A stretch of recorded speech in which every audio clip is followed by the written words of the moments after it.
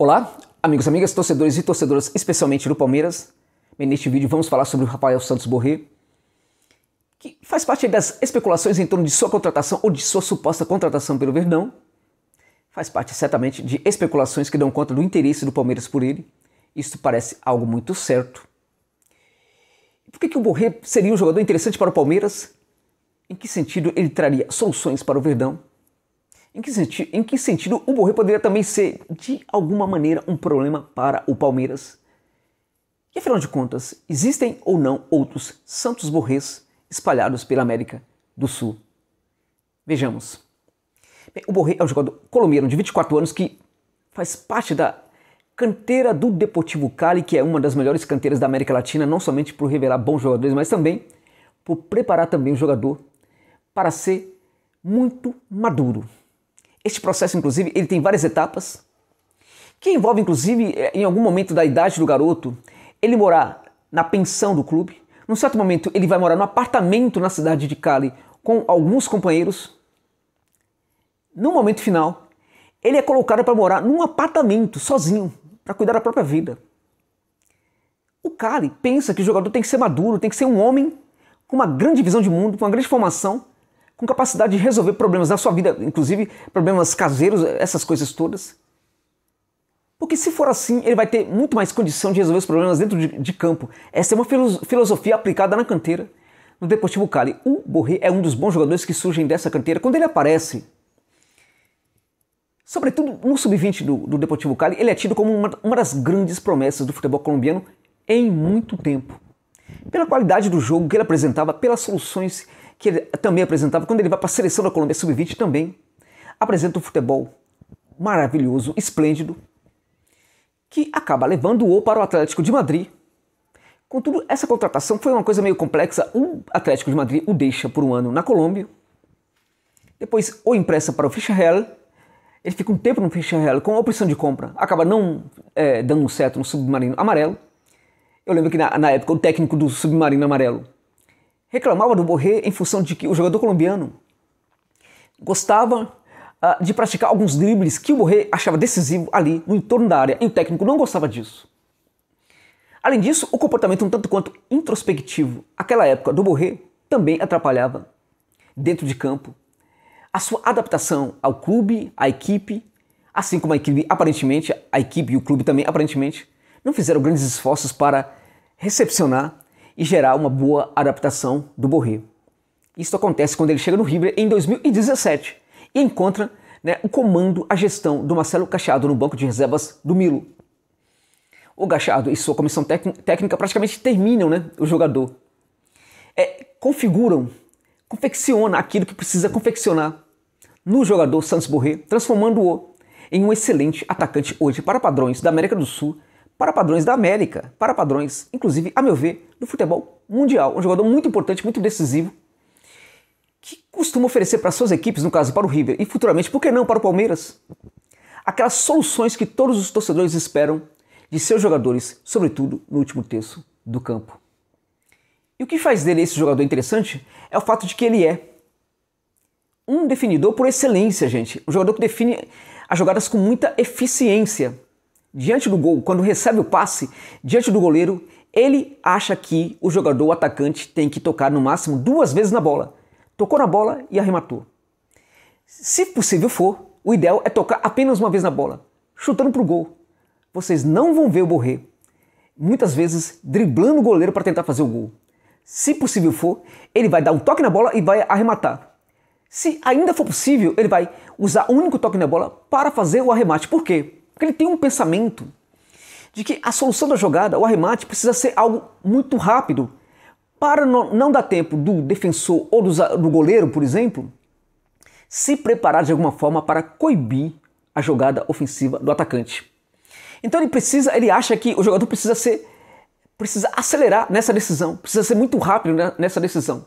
Então, essa percepção que ele tem de como a jogada tem que acontecer, de como a decisão da jogada tem que acontecer, acaba recebendo no River um profundo treinamento, um grande treinamento pela comissão técnica do Gallardo, que faz com que ele consiga ser esse jogador que, nessa visão de que tem de definir a jogada no máximo 2 toques, ele consiga ser um jogador brilhante. Além disso, o Borré oferece uma grande qualidade na associação no campo de ataque, se associando não somente com outros jogadores do ataque, um outro camisa 9, um jogador de lado de campo, um meio-campista ou até mesmo um defensor como um lateral. Mas afinal, o que é o Borré? Em que posição ele joga? Ele joga no ataque. Ele é a própria definição de atacante. Ele pode ser um 9, ele pode ser jogador de lado de campo, ele pode ser segundo atacante, ele pode até de certa forma, ser um meio-campista. Porque algumas vezes, inclusive, ele sai da área e trabalha construindo como se fosse um típico camisa 10. Passando, achando soluções interessantes ali para os jogadores, né, para os seus jogadores companheiros de ataque. Mas um outro ponto importante do Santos Borré é a capacidade de atacar os espaços livres com muita eficiência também.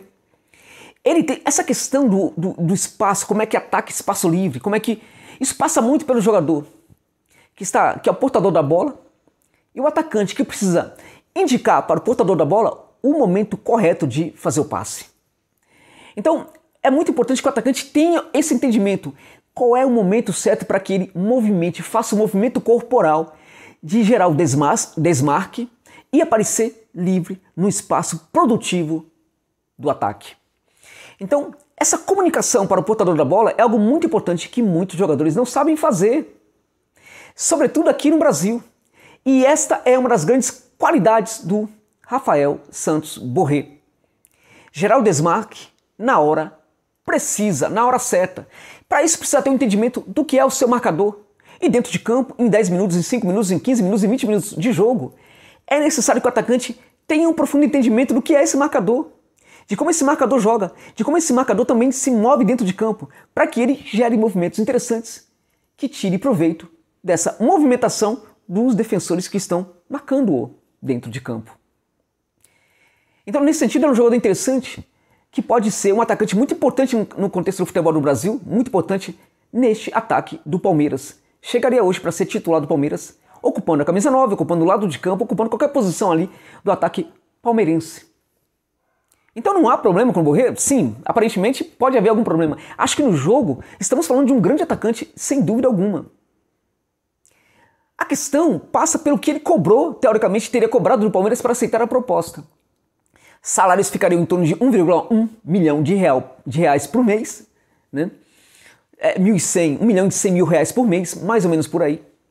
Além de luvas em torno de 5 milhões de euros. Bom, é o que está dito, é o que dizem por aí, não sei se é por aí mesmo, se é verdade, eu não consegui confirmar essa informação. Tentei, inclusive, entrar em contato com o próprio agente do Borré, não consegui. Mas o fato é que ele não vai sair do River para ganhar pouco, gente. Ele vive no River, ele tem no River um bom salário, que não passa nem perto disso, que ele teoricamente teria cobrado ao Palmeiras. Mas ele tem no River uma situação de muita adaptação. Ele tem no River uma situação de muita comodidade. Para que ele precisa sair do River para ganhar algo parecido no outro clube sul-americano? Só sairia do River mesmo para ganhar muito mais em outra equipe da América do Sul. Com 24 anos, justificaria um pouco esse pedido dele. Por quê? Porque se ele desse certo no Palmeiras, ele poderia inclusive gerar, 2 anos depois, um bom lucro financeiro para o Palmeiras, porque caso se destacasse no Verdão, certamente seria revendido por muito dinheiro para a Europa daqui a 2, 3 anos, já que ele tem apenas 24 anos de idade. A questão de contratar um jogador com esses valores passa, porém, por uma questão de gestão de elenco. Porque você vai jogar no elenco um jogador que vai ganhar por volta de... Não, vamos colocar aqui um altíssimo salário que seria maior do que qualquer salário hoje no elenco. Não vou nem falar 1 milhão e 100 mil reais, porque eu não tenho essa informação confirmada. Mas seria um altíssimo salário. Seria pelo menos o dobro do que ganha a maioria dos jogadores ali do setor no Palmeiras. Acho que Luiz Adriano não, né? Seria mais ou menos igual, mas ganharia bem mais do que o Luiz Adriano. E aí como é que você, por exemplo, gera uma situação de tranquilidade no elenco com jogadores ganhando muito menos que isso e um jogador estrangeiro ganhando muito mais? Isto pode ser possível num clube, mas desde que exista uma gestão, desde que exista alguém do futebol muito forte para saber lidar com esses problemas. Não dá para delegar isso para o técnico. algo que se faz muito no futebol do Brasil, inclusive no Palmeiras. Delega-se muito para o técnico a solução dos problemas, não somente da equipe, mas problemas que não deveriam ser problemas para o técnico resolver. É necessário que o Palmeiras tenha um homem forte do futebol para lidar um pouco com essas relações, com essas questões. O engrandecimento do Palmeiras, para ser ainda muito maior do que já é, inclusive conquistar muito mais do que já conquistou nessa temporada de 2020, passa muito, gente, passa muito pela melhora, né, pelo aperfeiçoamento do departamento de futebol. É necessário que outros profissionais cheguem no Palmeiras, é necessário que alguém muito forte esteja ali fazendo um diálogo entre jogador e técnico, entre comissão técnica, jogadores e também os demais dirigentes do clube. Neste momento o Palmeiras não tem esse homem. Então talvez por aí seja o problema do Santos Borré. Uma outra questão. O Palmeiras precisa contratar meio-campista. Eu tenho dito isso já há um bom tempo. Ah, mas teve interesse no Otávio. Muito bom, seria interessante, mas continuaria a precisar contratar meio-campista. Otávio é sobretudo um jogador que conduz a bola. Não é propriamente um jogador que constrói.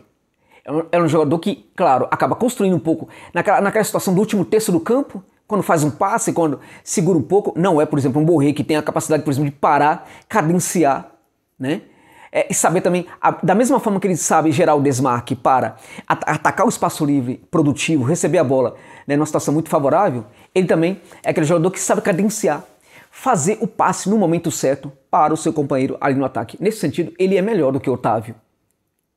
Mas o Otávio também teria esse padrão de construção minimamente ali no último terço do campo, mas não teria esse padrão de construção a partir do círculo central.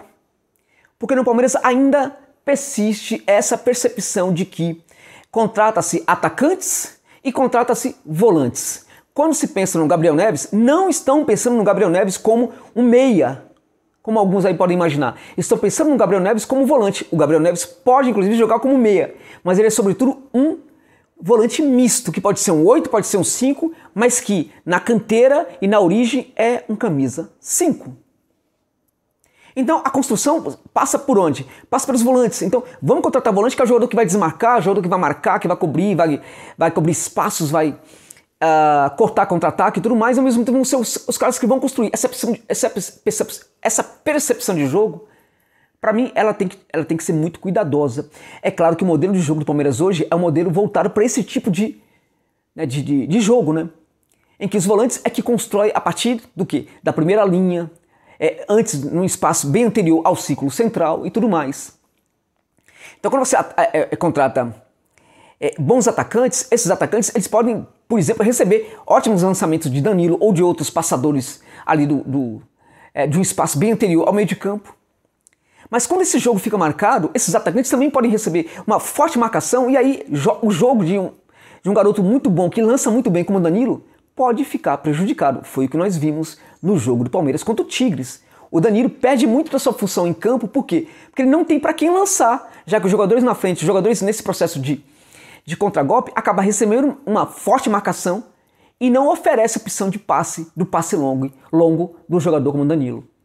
Mesmo o Gabriel Neves ser esse jogador passador por excelência, muito bom passador, excelente passador, de vários espaços do campo, da primeira linha, do círculo central, ali do campo de ataque, enfim, um grande lançador. Mas a percepção é a mesma e o problema seria o mesmo. Teríamos um outro volante que também faria ótimos lançamentos para os jogadores lá na frente. E o meia, Palmeiras, precisa contratar meio-campista também que faça esse tipo de coisa. Um jogador como o Borré, ou um Luiz Adriano, que é um jogador muito inteligente dentro de campo também, estão precisando justamente de um pensador ali no meio de campo.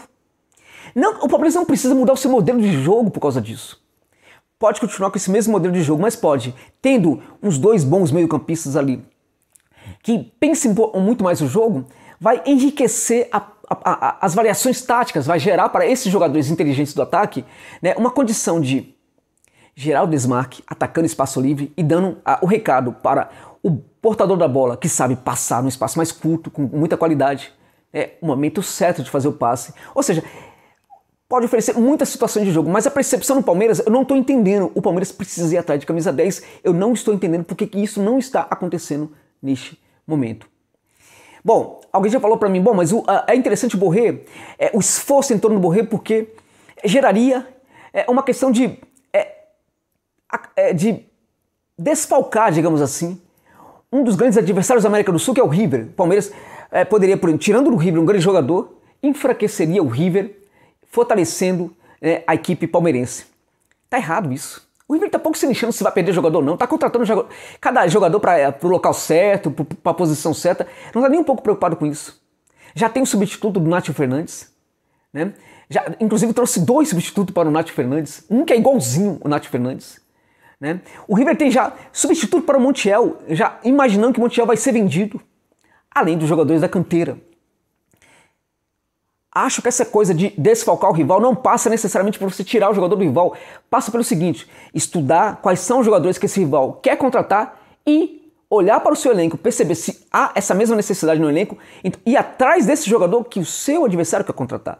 Nesse sentido, o Palmeiras perdeu uma grande oportunidade deixando o Agustín Palavecino ir para o River Plate.